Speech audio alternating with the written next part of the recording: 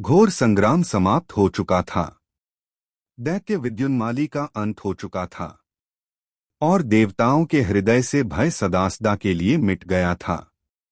राक्षसों द्वारा अपहरित अश्वमेध का दिव्य घोड़ा पुनः प्राप्त करके महाराज शत्रुघ्न और वीर पुष्कल अत्यंत प्रसन्न हुए। चारों दिशाओं में विजय के शंख गूंज उठे। देवताओं ने आकाश से पुष्पवर्षा की और धर्म की विजय का दिव्य घोष संपूर्ण लोकों में फैल गया। किंतु भक्तों, यह तो केवल एक महान रहस्य की शुरुआत थी। अब यह अश्व उत्तर दिशा की ओर बढ़ेगा, नर्मदा के पावन तट तक पहुंचेगा, जहां एक ऐसे महान तपस्वी मुनि निवास करते हैं जो केवल श्रीराम नाम के सहारे संसार सागर को पार कर चुके हैं। एक ऐसे महात्मा जिन्होंने स्वयं महर्षि लोमश से श्रीराम के अद्भुत रहस्य सुने, जिनके हृदय में हर क्षण केवल रामा के चरण कमलों का ही ध्यान बसता है और जिनकी जीवन की एकमात्र अभिलाषा है प्रभु श्रीराम के साक्षात दर्शन। आज की इस दिव्य कथा में आप देखेंगे कैसे आरण्यक मुनि संपूर्ण राम कथा का अद्भुत वर्णन करते हैं, कैसे हनुमान जी स्वयं भक्त प्रेम में विह्वल होकर मुनि को आलिंगन करते हैं, कैसे शत्रुघ्न जी उन्हें अयोध्या लेकर जाते हैं और कैसे अंततः श्रीराम के दिव्य स्वरूप में लीन होकर आरण्यक मुनि सायुज्य मुक्ति प्राप्त करते हैं। यह केवल कथा नहीं, यह भक्ति, प्रेम, राम नाम और परम मुक्ति का दिव्य रहस्य है। तो आइए श्रद्धा और भक्ति के साथ प्रवेश करते हैं पद्म पुराण के इस अलौकिक अध्याय में। शन्नुघ्न आदि का घोड़े स्थित आरण्यक मुनि के आश्रम पर जाना, मुनि की आत्मकथा में रामायण का वर्णन और अयोध्या में जाकर उनका श्री रघुनाथ जी के स्वरूप में मिल जाना। श्री रामचंद्रार्पणमस्तु। शेष जी कहते हैं, राक्षसों द्वारा अपहरण किए हुए घोड़े को पाकर पुष्कल सहित राजा शत्रुघ्न को बड़ा हर्ष हुआ। दुर्जय दैत्य विद्युन्माली के मारे जाने पर समस्त देवता निर्भय हो गए। उन्हें बड़ा सुख मिला। तदंतर शत्रुघ्न ने उस उत्तम अश्व को छोड़ा। फिर तो वह उत्तर दिशा में भ्रमण करने लगा। सब प्रकार के अग्निशस्त्रों में प्रवीण श्रेष्ठ रथी, घुड़सवार और पैदल सिपाही उसकी रक्षा में नियुक्त थे। घूमता घामता वह नर्मदा के तट पर जा पहुंचा, जहां बहुत से ऋषिमहर्षि निवास करते हैं। नर्मदा का जल ऐसा जान पड़ता था मानो पानी के व्याज से नीलरलों का रस ही दिखाई दे रहा हो। वहां तट पर उन्होंने एक पुरानी पर्णशाला देखी जो पलाश के पत्तों से बनी हुई थी और नर्मदा की लहरें उसे अपने जल से सींच रही थीं।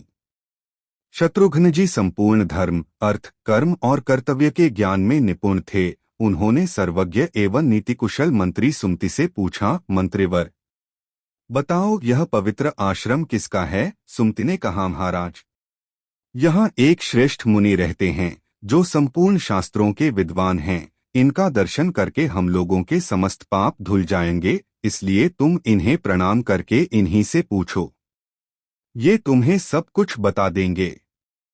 इनका नाम आरण्यक है। ये श्री रघुनाथ जी के चरणों के सेवक हैं तथा उनके चरणकमलों के मकरंद का आस्वादन करने के लिए सदा लोल बने रहते हैं। इन्होंने बड़ी उग्र तपस्या की है और ये समस्त शास्त्रों के मर्मज्ञ हैं। सुमति का यह धर्मयुक्त वचन सुनकर शत्रुघ्न जी थोड़े से सेवकों को साथ ले मुनि का दर्शन करने के लिए गए। पास जा उन सभी वीरों ने विनीत भाव से मस्तक झुकाकर तापसों में श्रेष्ठ आरण्यक मुनि को नमस्कार किया। मुनि ने उन सब लोगों से पूछा, आप लोग कहाँ एकत्रित हुए हैं तथा कैसे यहाँ पधारे हैं? ये सब बातें स्पष्ट रूप से बताइए। सुमति ने कहा, मुने, ये सब लोग रघुकुल नरेश के अश्व की रक्षा कर रहे हैं। वे इस समय सब सामग्रियों से युक्त अश्वमेध यज्ञ का अनुष्ठान करने वाले हैं। आरण्यक बोले, सब सामग्रियों को एकत्रित करके भांति भांति के सुंदर यज्ञों का अनुष्ठान करने से क्या लाभ?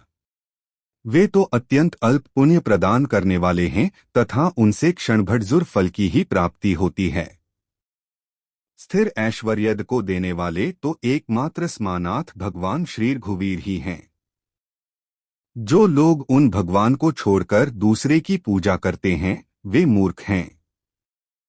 जो मनुष्यों के स्मरण करने मात्र से पहाड़ जैसे पापों का भी नाश कर डालते हैं, उन भगवान को छोड़कर मूढ़ मनुष्य योग, याग और व्रत आदि के द्वारा शेष उठाते हैं।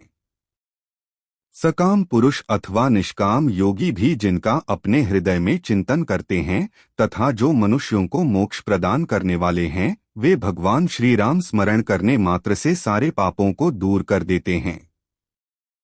पूर्वकाल की बात है, मैं तत्वज्ञान की इच्छा से ज्ञानी गुरु का अनुसंधान करता हुआ बहुत से तीर्थों में भ्रमण करता रहा, किंतु किसी ने मुझे भी तत्वत का उपदेश नहीं दिया।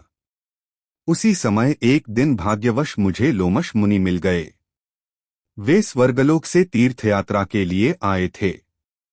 उन महर्षि को प्रणाम करके मैंने पूछा, स्वामिन, मैं इस अद्भुत और दुर्लभ मनुष्य शरीर को पाकर भयंकर भवसागर के पार जाना चाहता हूँ।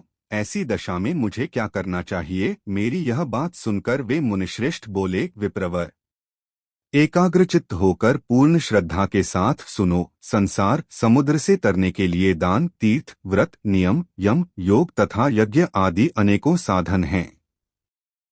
ये सभी स्वर्ग प्रदान करने वाले हैं, किंतु महाभाग, मैं तुमसे एक परम गोपनीय तत्व का वर्णन करता हूँ। सब पापों का नाश करने वाला और संसार सागर से पार उतारने वाला है। नास्तिक और श्रद्धाहीन पुरुष को इसका उपदेश नहीं देना चाहिए। निंदक, शठ तथा भक्ति से द्वेष रखने वाले पुरुष के लिए भी इस तत्वत का उपदेश करना मना है। जो काम और क्रोध से रहित हो, जिसका चित्त शांत हो तथा जो भगवान श्री राम का भक्त हो, उसी के सामने इस गूढ़ तत्व का वर्णन करना चाहिए। यह समस्त दुहकों का नाश करने वाला सर्वोत्तम साधन है। श्री राम से बड़ा कोई देवता नहीं, श्री राम से बढ़कर कोई व्रत नहीं, श्री राम से बड़ा कोई योग नहीं तथा श्री राम से बढ़कर कोई यज्ञ नहीं है। श्री राम का स्मरण पूजन करके मनुष्य परम पद को प्राप्त होता है। उसे इस लोक और परलोक की उत्तम समृद्धि मिलती है। श्री रघुनाथ जी संपूर्ण कामनाओं और फलों के दाता है। मन के द्वारा स्मरण और ध्यान करने पर वे अपनी उत्तम भक्ति प्रदान करते हैं, जो संसार समुद्र से तारने वाली है। चांडाल भी श्री गर्म का स्मरण करके परमति को प्राप्त कर लेता है। फिर तुम्हारे जैसे वेदशास्त्र पायन पुरुषों के लिए तो कहना ही क्या है।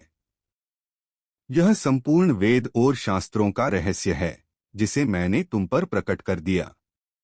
अब जैसा तुम्हारा विचार हो वैसा ही करो। एक ही देवता हैं श्री राम, एक ही व्रत है उनका पूजन, एक ही मंत्र है उनका नाम तथा एक ही शास्त्र है उनकी स्तुति। आथ तुम सब प्रकार से परम मनोहर श्री रामचंद्र जी का भजन करो, इससे तुम्हारे लिए यह महान संसार सागर गाय के खुर के समान तुच्छ हो जाएगा।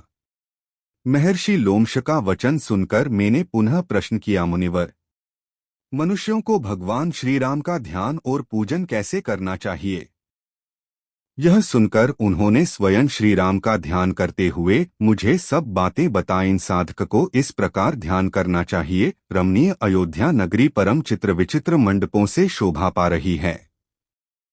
उसके भीतर एक कल्पवृक्ष है, जिसके मूल भाग में परम मनोहर सिंहासन विराजमान है।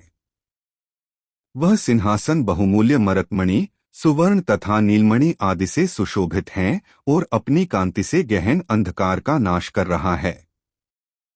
वह सब प्रकार की मनोभिलपित समृद्धियों को देने वाला है।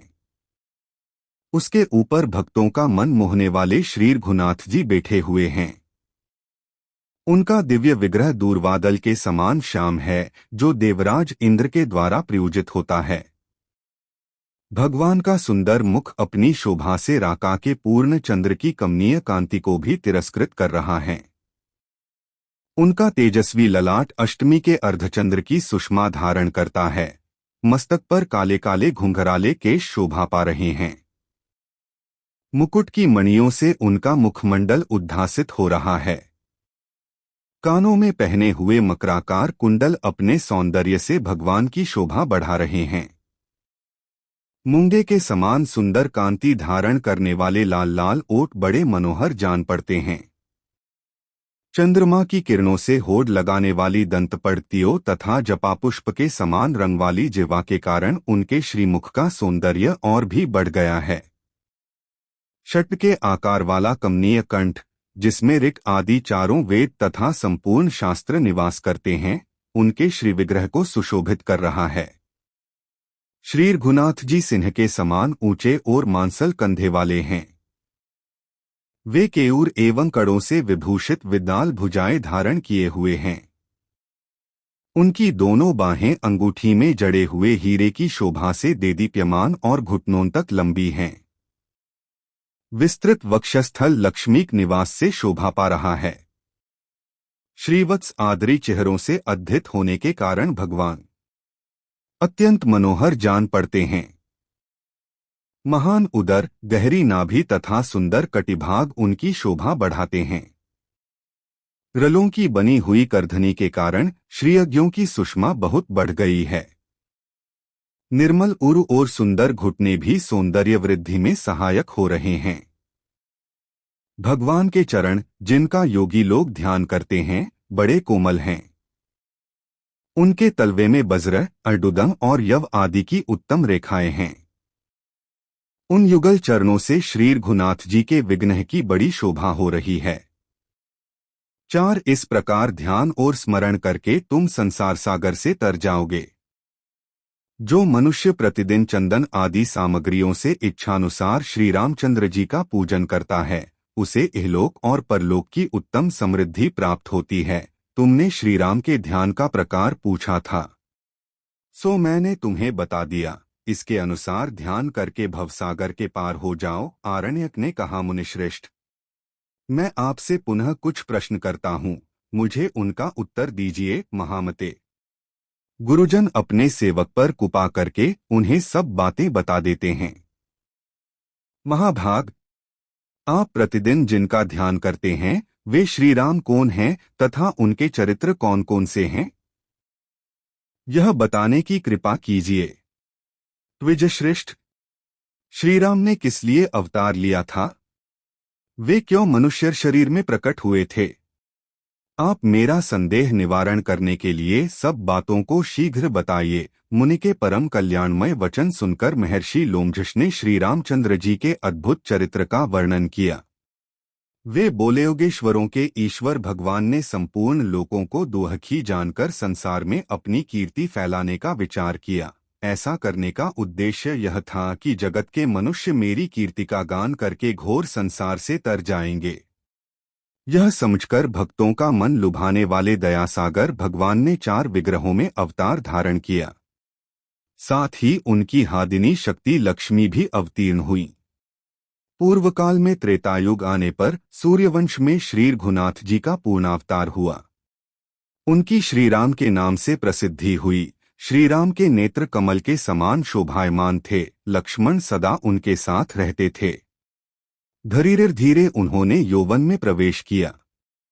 तत्पश्चात पिता की आज्ञा से दोनों भाई श्रीराम और लक्ष्मण महर्षि विश्वामित्र के अनुगामी हुए। राजा दशरथ ने यज्ञ की रक्षा के लिए अपने दोनों कुमारों को विश्वामित्र के अर्पण कर दिया था। वे दोनों भाई जितेंद्रिय, धनुर्धर और वीर थे। मार्ग में जाते समय उन्हें भयड्डूर वन के भीतर ताड़का नाम की राक्षसी मिली। उसने उनके रास्ते में विघ्न डाला। तब महर्षि विश्वामित्र की आज्ञा से रघुकुल भूषण श्री रामचंद्र जी ने ताड़का को परलोक भेज दिया।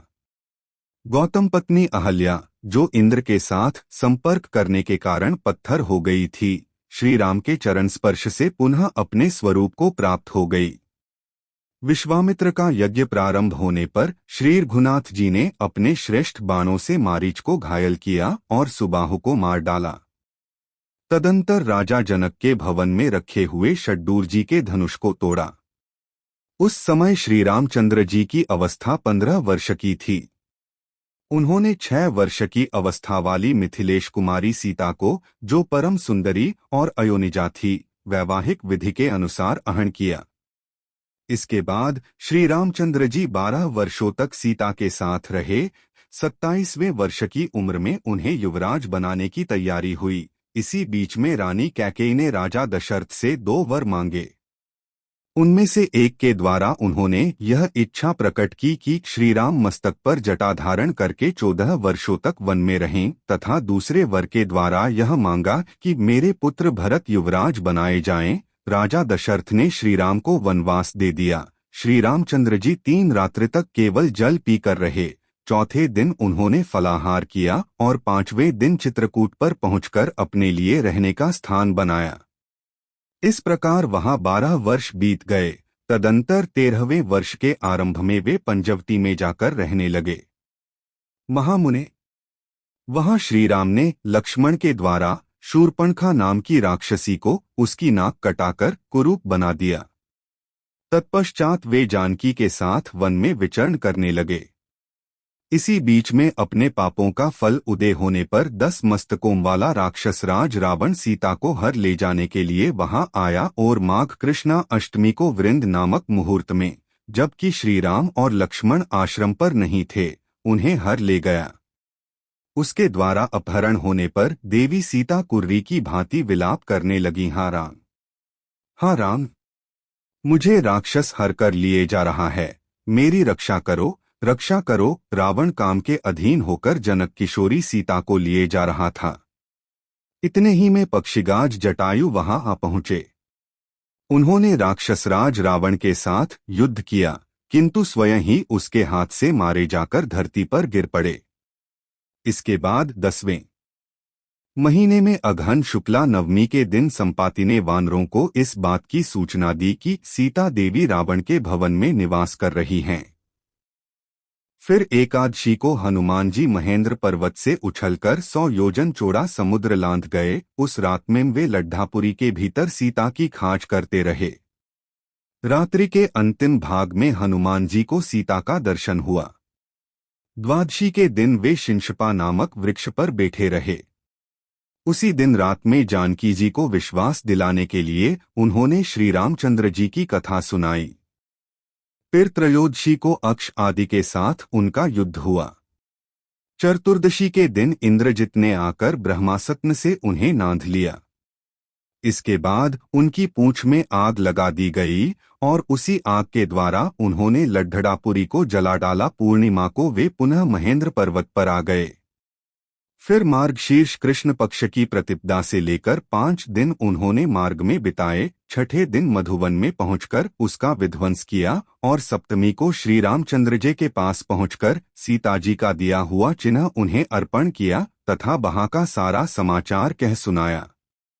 तत्पश्चात अष्टमी को उत्तरा, फाल्गुनी नक्षत्र और विजय नामक मुहूर्त में दोपहर के समय श्री रघुनाथ जी का लड्ढा के लिए प्रस्थान हुआ। श्री रामचंद्र जी यह प्रतिज्ञा करके कि मैं समुद्र को लाऊंघक राक्षसराज रावण का वध करूंगा, दक्षिण दिशा की ओर चले। उस समय सुग्रीव उनके सहायक हुए।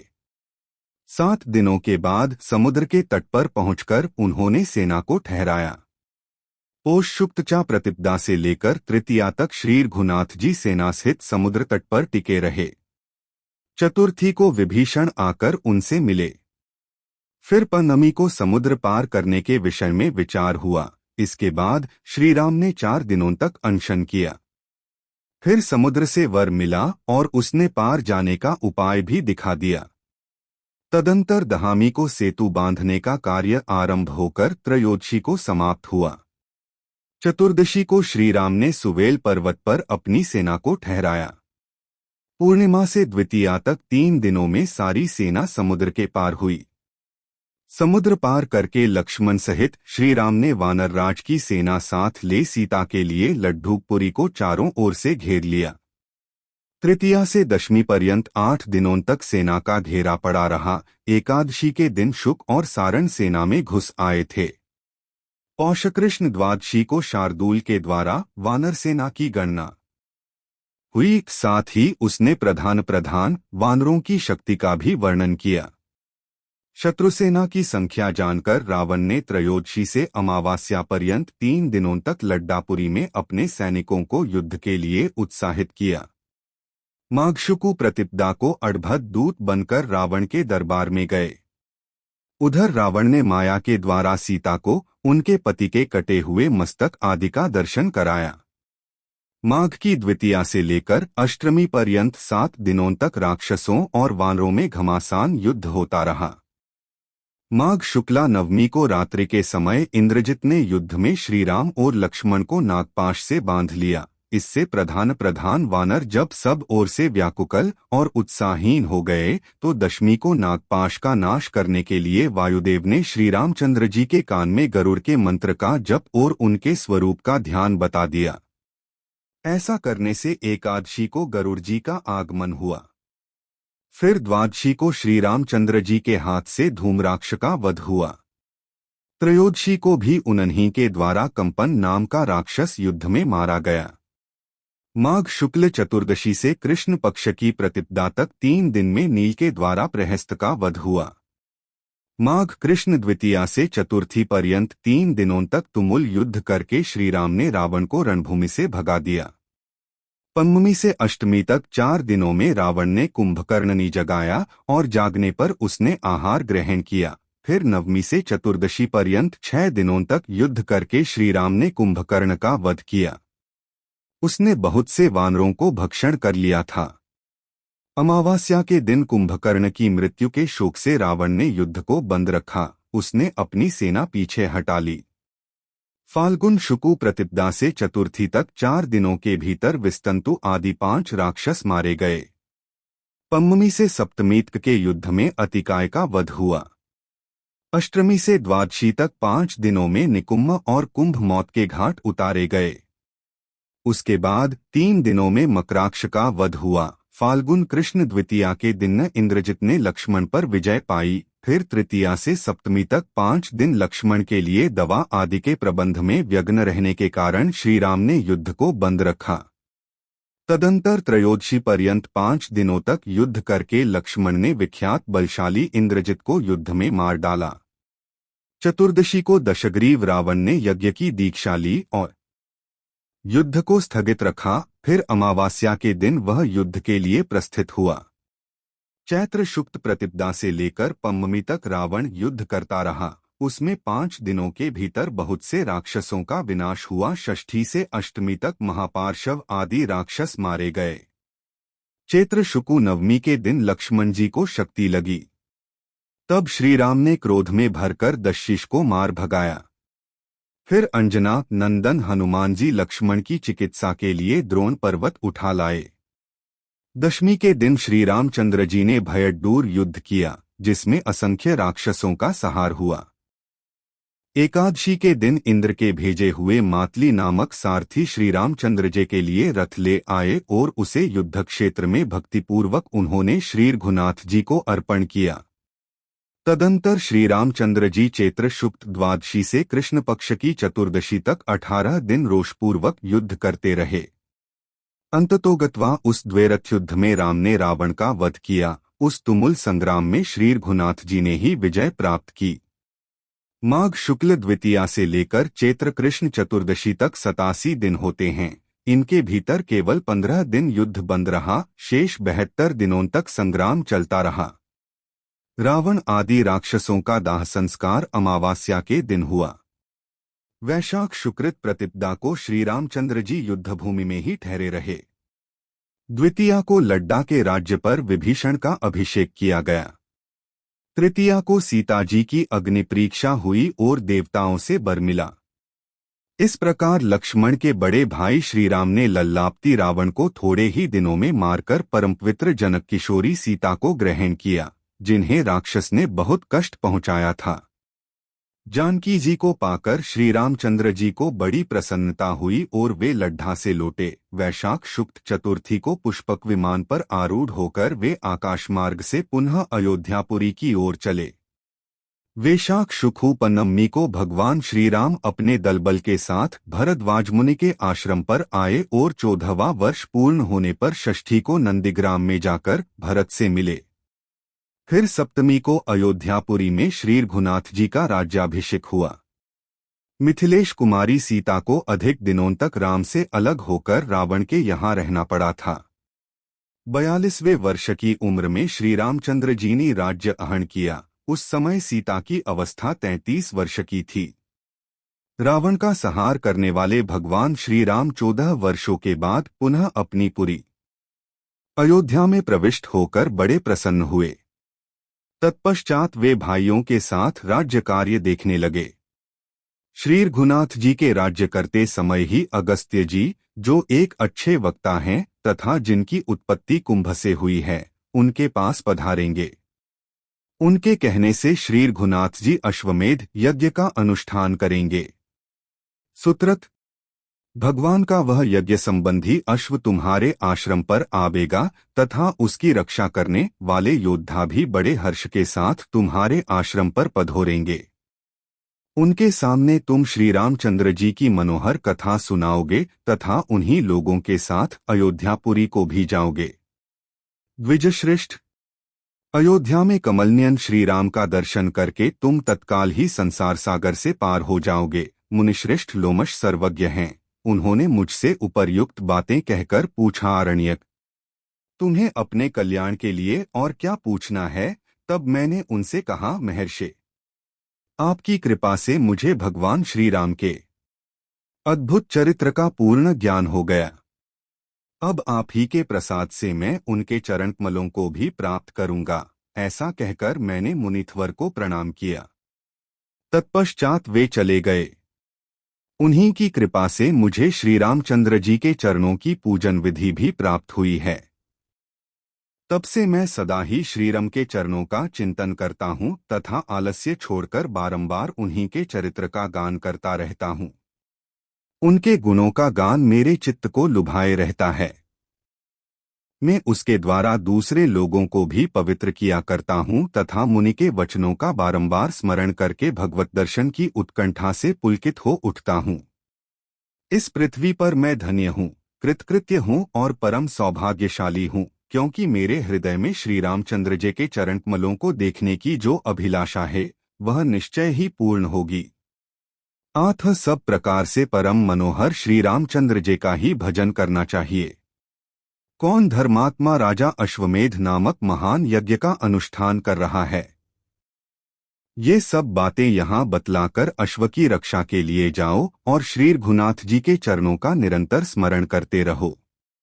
आरण्यक मुनि के ये वचन सुनकर सब लोगों को बड़ा विस्मय हुआ। वे श्री रघुनाथ जी का स्मरण करवे हुए उनसे बोले, ब्रह्मर्षिवर, इस समय आपका पाकर हम सब लोग पवित्र हो गए, क्योंकि आप श्री रामचंद्र जी की कथा सुनाकर यहाँ सब लोगों को पवित्र करते रहते हैं। आपने हम लोगों से जो कुछ पूछा है वह सब हम बता रहे हैं। आप हमारे यथार्थ वचन को अवण करें। महर्षि अगस्त्य जी के कहने से भगवान श्री राम ही सब सामग्री एकत्रित करके अश्वमेध यज्ञ का अनुष्ठान कर रहे हैं। उन्हों का यज्ञ संबंधी अश्व यहाँ आया है और उसी की रक्षा करते हुए हम सब लोग भी अश्व के साथ ही आपके आश्रम पर आ पहुँचे हैं। महामते, यही हमारा वृत्तांत है, आप इसे हृदयभम करें। रसायन के समान मन को प्रिय लगने वाला यह उत्तम वचन सुनकर राम भक्त ब्राह्मण आरण्यक मुनि को बड़ा हर्ष हुआ। वे कहने लगे, आज मेरे मनोरथ रूपी वृक्ष में फल आ गया, वह उत्तम शोभा से संपन्न हो गया। मेरी माता ने जिसके लिए मुझे उत्पन्न किया था, वह शुभ उद्देश्य आज डॉट पूरा हो गया। आज तक भविष्य के द्वारा मैंने जो हवन किया है, उस अग्निहोत्र का फल आज मुझे मिल गया, क्योंकि अब मैं श्री रामचंद्र जी के युगल चरणारविंदों का दर्शन करूंगा।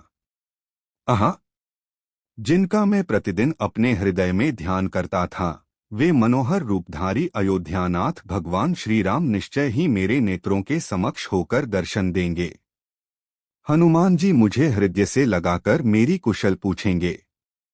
वे संतों के शिरोमणि हैं, मेरी भक्ति देखकर उन्हें बड़ा संतोष होगा। आरण्यक मुनि के ये वचन सुनकर कपिश्रेष्ठ हनुमान जी ने उनके दोनों चरण पकड़ लिए और कहा, ब्रह्मर्षि, मैं ही हनुमान हूँ स्वामिन।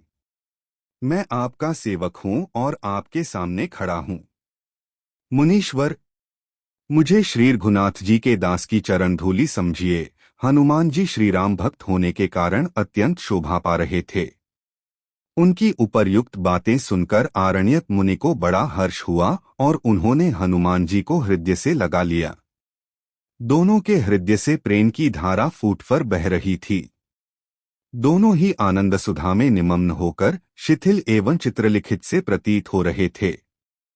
श्री रघुनाथ जी के चरण कमलों के प्रेम से दोनों का ही मानस भरा हुआ था। आठ दोनों ही बैठकर आपस में भगवान की मनोहारिणी कथाएं कहने लगे। मुनिश्रेष्ठ आरण्यक श्री राम के चरणों का ध्यान कर रहे थे। हनुमान जी ने उनसे यह मनोहर वचन कहा, महर्षि, ये श्री रघुनाथ जी के भ्राता महावीर शत्रुघ्न आपको प्रणाम कर रहे हैं। ये उद्धर वीरों से सेवित भरत कुमार पुष्कल भी आपके चरणों में शीश झुकाते हैं तथा इधर की ओर जो ये महान बलि और अनेक गुणों से विभूषित सज्जन खड़े हैं, इन्हें श्री रघुनाथ जी के मंत्री समझिए। अत्यंत भयडूर योद्धा महायशस्वी राजा सुबाहु भी आपको प्रणाम करते हैं। ये श्री रामचंद्र जी के चरण कमलों का मकरंद पान करने वाले मधुकर हैं। ये राजा सुमद हैं, जिन्हें पार्वती जी ने श्री रघुनाथ जी के चरणों की भक्ति प्रदान की है, जिससे ये संसार समुद्र के पार हो चुके हैं। ये भी आपके चरणों में नमस्कार करते हैं। जिन्होंने अपने सेवक के मुख से श्री रामचंद्र जी के अश्व को आया हुआ सुनकर अपना सारा राज्य ही भगवान को समर्पण कर दिया है, वे राजा सत्यवान भी पृथ्वी पर माथा टेककर आपके चरणों में प्रणाम करते हैं। हनुमान जी के ये वचन सुनकर आरण्यक मुनि ने बड़े आदर के साथ सबको हृदय से लगाया और फलमूल आदि के द्वारा सबका स्वागत सत्कार किया। फिर शत्रुघ्न आदि सब लोगों ने बड़ी प्रसन्नता के साथ महर्षि के आश्रम पर निवास किया। प्रातःकाल नर्मदा में नित्य कर्म करके वे महान उद्योगी सैनिक आगे जाने को उद्यत हुए। शत्रुघ्न ने आरण्यक मुनि को पालकी पर बिठाकर अपने सेवकों द्वारा उन्हें श्री रघुनाथ जी की निवासभूत अयोध्या पुरी को पहुंचवा दिया। सूर्यवंशी राजाओं ने जिसे अपना निवास स्थान बनाया था, उस अवधपुरी को दूर से ही देखकर आरण्यक मुनि सवारी से उतर पड़े और श्री रामचंद्र जी के दर्शन की इच्छा से पैदल ही चलने लगे। जन समुदाय से शोभा पाने वाली उस रमणीय नगरी में पहुंचकर उनके मन में श्री राम को देखने के लिए हजार हजार अभिलाषाएं उत्पन्न हुईं। थोड़ी ही देर में वहां यज्ञमंडप से सुशोभित सरयू के पावन तट पर उन्हें श्री रामचंद्र जी की झांकी हुई।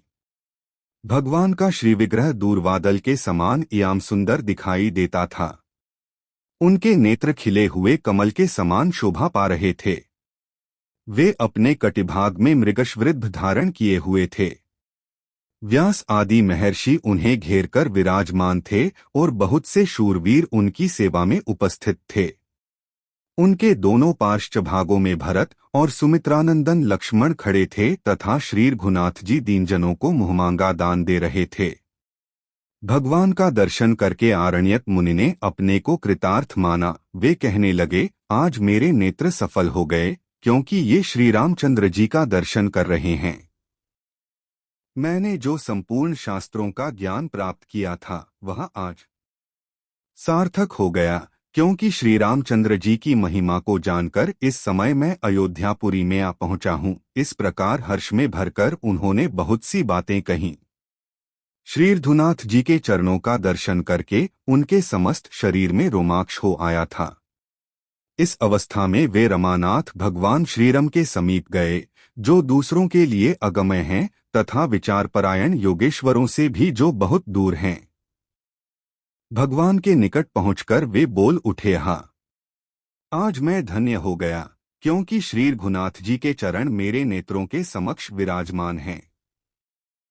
अब मैं श्री रामचंद्र जी को देखकर इनसे वार्तालाप करके अपनी वाणी को पवित्र बनाऊंगा। श्री रामचंद्र जी भी अपने तेज से जाज्वल्यमान तपोमूर्ति विप्रवर आरण्यक मुनि को आया देख उनके स्वागत के लिए उठकर खड़े हो गए। वे बड़ी देर तक उनके चरणों में मस्तक झुकाए रहे। देवता और असुर अपनी मुकुटमणियों से जिनके युगल चरणों की आरती उतारते हैं, वे ही प्रभु श्री रघुनाथ जी मुनि के पैरों पर पड़कर कहने लगे, ब्राह्मण देव, आज आपने मेरे शरीर को पवित्र कर दिया। ब्राह्मणों में श्रेष्ठ महातपस्वी आरण्यक मुनि ने राजाओं के शिरोमणि श्री रामचंद्र जी को चरणों में पड़ा देख उनका हाथ पकड़कर उठाया और अपने प्रियतम प्रभु को छाती से लगा लिया। कौसल्यानंदन श्री राम ने ब्राह्मण को मणिनिर्मित ऊंचे आसन पर बिठाया और स्वयं ही जल लेकर उनके दोनों पैर धोए।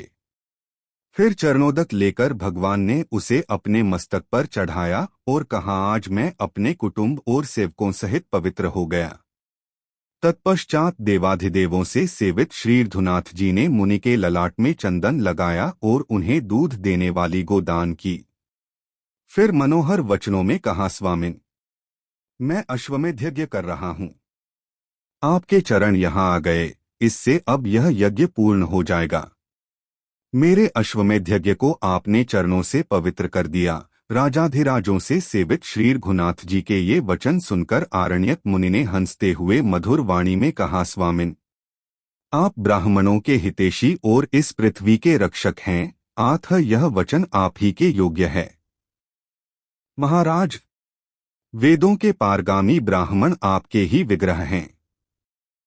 यदि आप ब्राह्मणों की पूजा आदि कर्तव्य कर्मों का आचरण करेंगे तो अन्य सब राजा भी ब्राह्मणों का आदर करेंगे। शास्त्रों के ज्ञान से रहित मूढ़ मनुष्य भी यदि आपके नाम का स्मरण करता है तो वह संपूर्ण पापों के महासागर को पार करके परम पद को प्राप्त होता है। सभी वेदों और इतिहासों का यह स्पष्ट सिद्धांत है कि राम नाम का जो स्मरण किया जाता है वह पापों से उद्धार करने वाला है। श्री रघुनाथ जी, ब्रह्महत्या जैसे पाप भी तभी तक गर्जना करते हैं जब तक आपके नामों का स्पष्ट रूप से उच्चारण नहीं किया जाता। महाराज, आपके नामों की गर्जनगा सुनकर महापातकरूपी गजराज कहीं छिपने के लिए स्थान ढूंढते हुए भाग खड़े होते हैं। श्री राम, आपकी कथा सुनकर सब लोग पवित्र हो जाएंगे। पूर्व काल में जबकि सत्ययुग चल रहा था, मैंने गड़ातीर पर निवास करने वाले पुराणवेत्ता ऋषियों के मुख से यह बात सुनी थी। महान पाप करने के कारण कातर हृदय वाले पुरुषों को तभी तक पाप का भय बना रहता है जब तक वे अपनी जिह्वा से परम मनोहर राम नाम का उच्चारण नहीं करते। आथ श्री रामचंद्र जी, इस समय में धन्य हो गया।